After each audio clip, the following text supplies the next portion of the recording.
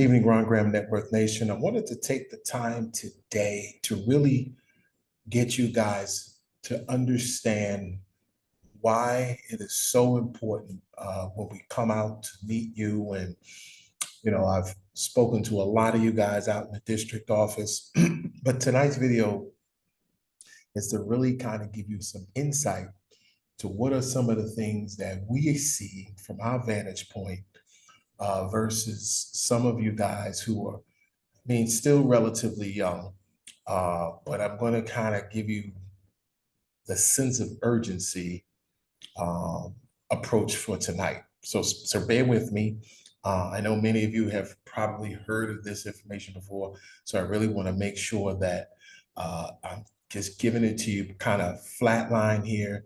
No bells, no whistles, no additives, no preservatives, just a straightforward thing. So here's a retirement shortfall calculator. So when I come and I speak to somebody that's like maybe 50 years old, most people in that target range that have been kind of like going through the motion with their retirement usually fall somewhere around the, let's say, $100,000. Like, for example, they probably have $100,000 in their retirement savings of some sort. Now, again, this information is not based on your pensions, okay? So let me just get that straight. It's not based on your pension that you have with the FRS. I am just utilizing one of their most dynamic calculators, I believe it is, because it really kind of paints a more accurate picture. So $100,000 is what we're working with. And let's just say this is an individual who's putting in roughly about $150 per month. So $75 every 2 weeks per pay. They're putting this money away in some sort of a retirement vehicle. Now, again, you guys have multiple types of retirement vehicles. You may have some IRAs. You may have a Roth. You may have a regular IRA. You may have a standard 403B. You may have a Roth 403B, right? So you have something along the lines of that if you are working in the Florida school districts, okay? So with that being said, in this particular case, this person is about 50 years old. So they have about 15 years left before they actually retire. And that means that, they're about 65 when they come out of the system. And again, I'm giving it vagueness because I didn't ask you how many years you had previously worked. And they plan on living, 20 years. I mean, obviously they can live more or less, but for the sake of what's going on now in the modern era, let's just say 20 years. So at least till the age of 85. And this is a person who's the prototypical person who may have bought another house in their mid 30s or something like that, or in their 40s. So they probably will most likely still be paying off a house, maybe a car. I'm not going to throw in expenses for the kids, although I know a lot of families now are extending financial resources to their children who have a tendency to live at home a little bit more, a lot later, a lot longer, but we're not going to touch that. We're also going to look at the average, roughly, inflation rate based on, I mean, if we go by now, it's like ludicrous, but let's just keep it conservative and say at a 3% inflation rate. And, let's just keep it modest with that. So when we calculate this type of a report, we can clearly see that at $100,000, it looks like if this person stays on this trajectory of putting the 150 in, he'll somewhere wound up at $244,000 and $244,509. Okay.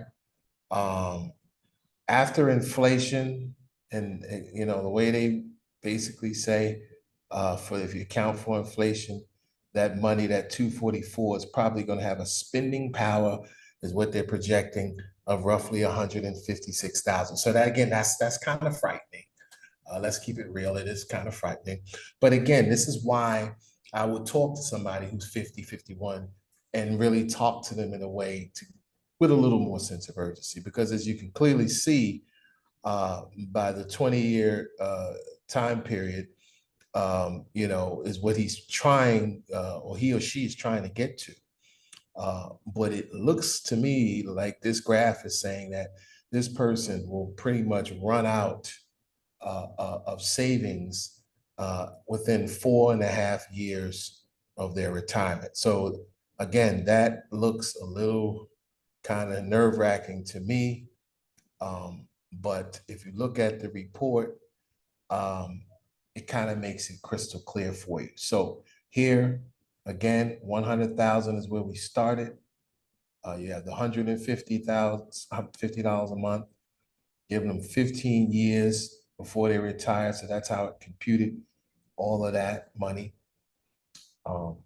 Unfortunately, because of the cost of living that we're looking at now and what they're projecting, their annual expenses, they think they're going to need at least $54,000 worth of income, okay, to survive on an annual basis. Again, this is why I suggest, what is scenario we're looking at? Have you paid off a house? Have you paid off all the vehicles? Are you living, in a below your mean lifestyle at this point? I don't know, but again, these are the multi-million-dollar questions, right? The expected inflation of 3%, the rate of return before you retire, 7%. After you retire, the rate of return drops to 4.5%. Of course, what I hate to admit, and this is where people don't quite get it, and I spoke to a few people even today before making this video, that most people don't realize that you're still going to be taxed in retirement.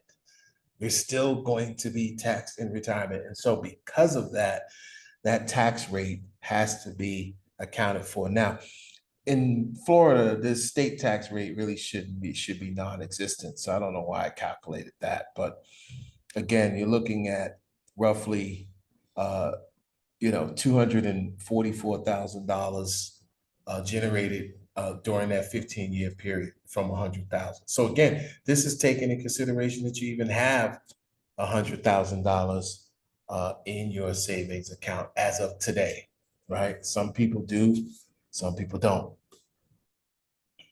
Again, contributions after tax, and then showing the ending balance and adjusted for inflation. So I can get this out to you guys so you can kind of see this picture. But I tell you, if a picture's not worth 1,000 words, I don't know what else is. Okay. All right, guys, we'll talk soon.